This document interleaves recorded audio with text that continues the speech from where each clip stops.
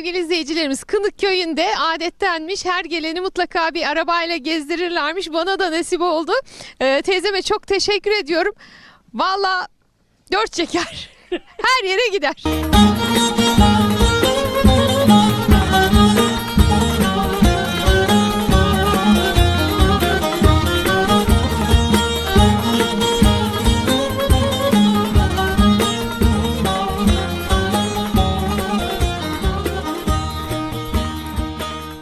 Teyzeciğim kolay gelsin. Sağ ol, teşekkür ederim. Sizi tanıyabilir miyim? İsminiz nedir? Dön dokumuş. Döndü teyze, şimdi pekmez yapıyorsun. Evet. Üzümlerde bu asmamızın Bu asmalardan bozduk.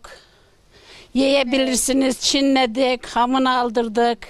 Her sene yapar mısın? Evet, her sene yaparız. Hadi bir aşamasını bize anlatıver bari. Şimdi asmadan üzümü aldık. Evet. Sonra